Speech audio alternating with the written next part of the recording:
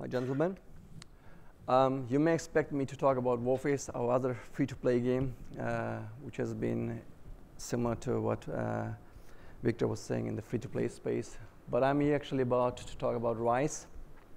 As has been said in the intro, we were known in the industry as a company that tries to push the envelope. And over the last few years, we worked with a few film companies to use actual real-time engine, CryEngine particularly, in our case at least, in actual feature productions. And over the years, we learned a lot from the likes of Lightstorm and Fox and others, how to use actually filmic techniques in a real-time pipeline, which they want to use in their productions. And we said, hey, we need to bring that actually into the game space. And so to elevate the acceptance of gaming in a sense. So I'm going to talk about how movie technologies are going to empower next generation games. And I'm going to cover it pretty much like a film is broken down into visual effects, lighting, character technology, camera, and as well as performance capture. By the performance capture part is the most important one, in my opinion at least. So as game developers, we are here to immerse you. We are here to immerse you, allow you to escape into a hero's body and be somebody and allow him to escape into a world that is different from our world, or let him do things that he can't do. So in this case of Rise, we're telling a story, we are letting you immerse you into the shoes of Marius Titus, a Roman general that has, and in this fantastic world that he's in, around Rome and around the British or the Bavarian, not Bavarian, sorry, well, the now British Empire as well. So we are very excited about this as game developers to be able to tell the next generation stories in a much more immersive way. So the first thing we've looked at is how can we improve the pipeline? I mean, game technologies are known in the film space as this mighty black box that is very difficult to interfere with. And so we looked at the film space, and they use Alembic as one of these open source file formats that we said, okay, let's actually get closer to film. Let's support Alembic. So we import actual Hollywood-style Alembic files from VFX companies. We have no specific engine markups. So as in, like, there's no tricks, there's no shortcuts, the full thing. The average file size, for example, in our case, is about 10% of the ABC files. Means we have done optimizations and compression techniques that allow us to be streamable in games and also be actually fit in a disk as well, for that matter. We render, however, as efficiently as static geometry. That means it's super fast to render out Alembic files, and allows us to play back amazing spectacular scenes at a very fast way. We use things like instancing, streaming, and buffered playback to, again, increase the efficiency and applicability of it in computer games or in the next generation games. And we leverage next generation hardware, such as the Xbox One in this particular case, to create very efficient cache-based pipelines. So this VFX pipeline enabled us to iterate much faster in visual effects. It allowed us to focus on the art as opposed to be on the pipeline, on how do I get my art into the game. Usually in engines, that's one of the weaknesses, I would say. In film space, you just take a standard application, you bake out your effect, and you render it out. And so the artists are able to focus on the art now as well as they are in the film. And also that means that now we can interface with the Hollywood VFX companies to get some spectacular visual effects integrated into the game as simple as it can get right now. On the bottom, you see a little film strip. In the interest of time, I'm not able to show a lot of films today. But in principle, there's a film strip showing a little tower collapsing in Maya. And on the right, you have the same playback in the engine. And that can be applied from a visual effects perspective on many other things.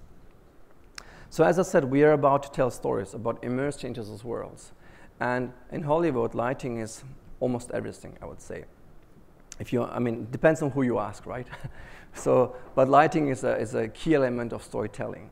And so what we have done in lighting is we have done a very cinematic approach. We have created this light design and lighting script. And with that, what I mean is, like, we have supported a lighting design for each level to embed the gamer into the gameplay, as in like make his emotional experience come across, support it second-by-second gameplay, and amplify his gameplay experience. But with a light script, we were supporting the narrative structure of the player, as in tell a story through lights, create an emotional context. And if you want to have the player scared, use lighting as an additional layer of a tool to make him scared. And we used, some of that has been done traditionally in games as well, but we used it the same way as Hollywood approached it, with a light design and a light script, as a light design Bible and a light script document. We also use the color design and color script document, as in like using, for example, photographic references for certain environments as a look-up table, the LUT, but also we used controlled color palettes to amplify a certain mood, whether this is a sunset or full moon, or some horror scenes. And we also pulled out the reds of the Roman soldiers as a more like a punchy color to stand out. Then we used the color script to guide the hero's journey, the visual journey of our hero, and support his journey in a sense that allows him to escape into new environments and make each of the environments complete each other and be a great journey by its visuals only. On the characters, we use a different kind of lighting technique that is called portrait-style lighting. So we have things like soft shadows on their faces, soft bounce light. The skin is subsurface scattered. So subsurface scattering means effectively when you hold a flashlight behind your ears, you can see how light penetrates through this fatty skin or thick skin. So that's something we have done now in the 4th generation, again, to amplify with soft skinning and subsurface scattering the emotion of the characters to make it more believable and more credible, and hence more dramatic. We used, in the middle picture, you see reflective surfaces. We have used wet downs across almost the entire game to again, tell more drama and be more cinematic about it. Any layer that is wet or specular tells more story, in a sense, has more material depth and more believability. If you look around in this room here as well, you will see every surface in somewhat and form reflects, whether this is specular or matte, or one just light bounce, it reflects, and the extreme of reflection is a full reflection, as a mirror. So we use this variety of reflections to simulate wet surfaces and materials to make the game world more believable and embed you into the world, as if you see you yourself or enemies reflect, the world becomes more believable. We used, our target with Rise was a very CG animated look, and we said we want to look as good as their productions. And so CG production started about 2 years ago into the space of physical-based lighting and shading, and we adopted 100% pipeline that is 100% physical-based lighting and shading now in real time, however. We don't have the luxury to render in a few hours a frame, so we have to do it in 30 frames per second. What physical-based lighting means is it adds complexity and depth to the shading, but it simplifies the way you set it up. Because it follows up physical properties of real physics, of lights and shading, of how materials reflect lights. It includes things like index of refraction, like the so-called BRDFs and other things, to just create lighting more natural. You can see on the bottom picture that the light attenuation, you have to imagine the light is getting further away from the balls. The light attenuation is very natural and is based on a distance. So one of the biggest things on Rise has been characters. This is more of a character game than any game we've done before. And one thing we are really damn proud about is that all characters share the same basic rig modules. In English, this means they're all the same fidelity, whether they are in-game or in cinematics. Usually, games featured in cutscenes, whether they were pre-rendered or they were real-time, they were usually rendering a higher-end model. And being able to run the same rig, the same characters that you on the screen are the same ones that are real-time in the gameplay. So that was a major boost for quality, because you just know this is you blur the line between gameplay and cinematics in a sense, and again makes it more believable, the gameplay journey as well as the cinematic journey. To achieve that, just some stats. I mean, we had to ump up the quality bar substantially on Rise. So Mario's, for example, features about 85,000 triangles. This is CG quality assets, effectively, like animated CG quality. We have about over 770 joints, all these joints that are animating a face or a body. We have from that 260 on the face alone, and about 500 are deforming. And so these stats effectively are, as said, like in 2-3 years ago, this would be animated feature movie. And in 2-3 years ago, however, games were like 10 years difference from animated movies. And now it's only 2-3 years lagging behind. So we're closing the gaps here. And some productions for this would actually go already even in CG animated movies. 230 corrective blend shapes, and in order to be able to do this in real time on Xbox One, what we have done is we have used a level of detail system on pretty much every single character. So certain blend shapes and certain features of the character gets called away individually on the bodies by distance. So that's a very sophisticated LOD system to be able to pull this off in real time.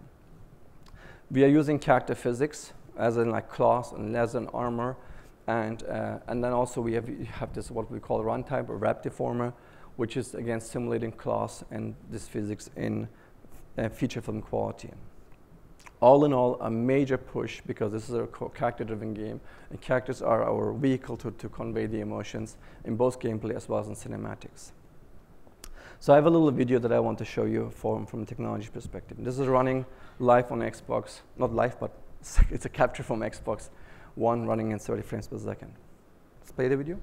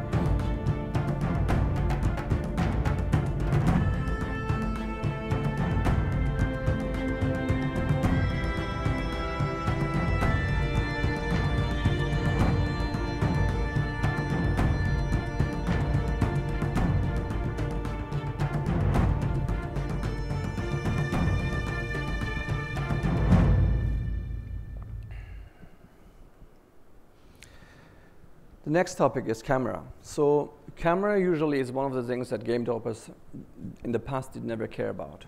And one of the first things we said is camera has to be big and right. Camera is a way for us to convey an emotional experience, and it's another tool that we should leverage to be closer to a cinematic experience. So for the camera, for example, we were thinking about for each performance capture shoot, in a sense, or for each shooting, we were thinking about what kind of realistic camera settings we should mimic. And so we have used real lens settings to mimic prime lenses. We have used also virtual camera to mimic handheld cameras to get this more shaky images and more realistic looks. And we've applied also what you call in film long takes. So long takes are effectively you record a performance of actors and a whole scene as long as possible. You do not cut effectively the camera.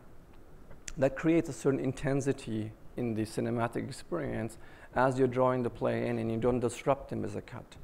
And we have applied rules of when to use deep spaces, flat spaces, how to use depths of field, which lens to use when. So we're very prepared to actually support a whole long shot.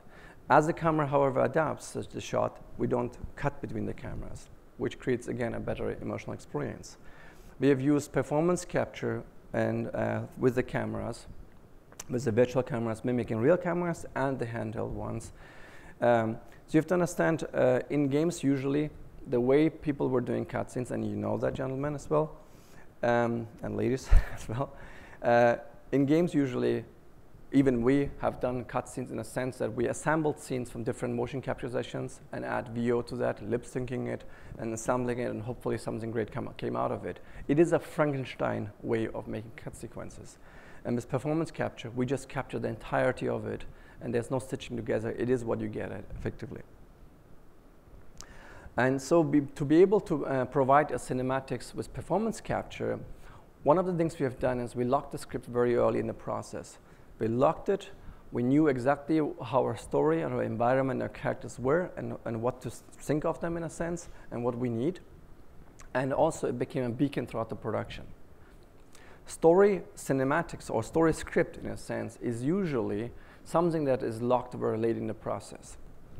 And we reversed that. Story became a driver to heighten the experience and allow filmic technologies to be used in games. As films are locking the script as well from day one before they go into pre-production. We storyboarded the entire script first. We had two full-time cinematic storyboard artists. They worked effectively in the whole cinematic experience and gameplay events, and so we got an idea for a scope of the game. After that, cinematic designers worked with me as a game director and the cinematic director, Peter Gorenstein, on the entire cinematics previs. So we previs the cinematics as well as the game. Again, very filmic pipeline. At least the modern productions such as Avatar and Avatar 2 or Planet of the Apes and their likes are nowadays done like that. So we drafted the entire script and the animatic, the previs of the game. Once we have done the previs, we went into a casting procedure. We went to cast full actors, as in like real actors, and casted them for the face, the body, and their voice. So the full thing.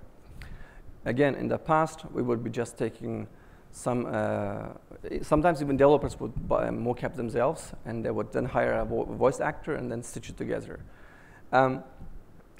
We worked, after we locked the cast, we went to some of our most ambitious shooting ever, which is we shot a feature film length virtual production, in a sense, in about 4 weeks. And we did this with Andy Serkis and his team at the Imaginarium in record time within 4 weeks, as I said.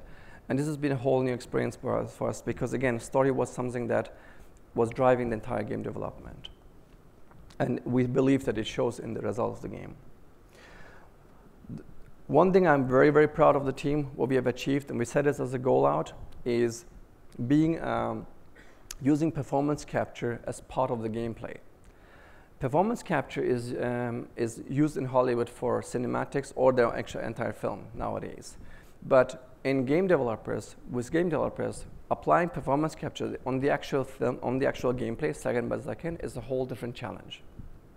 As we're talking about a non-linear experience, as in the game is interactive. So what we have done is we have hired Martin Leroux, who is the animation director on Rise, who also is a combat choreographer. And he worked effectively with real professional movie stuntmen, people that have worked on Game of Thrones and or Vikings and other action TV series and features. And we assembled those together and captured their entirety, again, in a very intense and realistic and ambitious way. And we worked with, as I said, also on this part, we also worked with the Imaginarium. With this performance capture on the gameplay, our goal was to heighten the believability and credibility, hence the maturity of a production of a game to a new level. We want to provide action that they're used to seeing games, but being interactive at the same time. We wanted to take the leap that you see from an arcade game to a game that is perceived more real, still accessible. And with Rise, the overall arc was always to be this more realistic historian game that feels really gritty and nitty in the details. And I think with performance capturing on the gameplay parts, we were able to reach that higher quality bar. So I have a little video for that too. So play it back the video, please.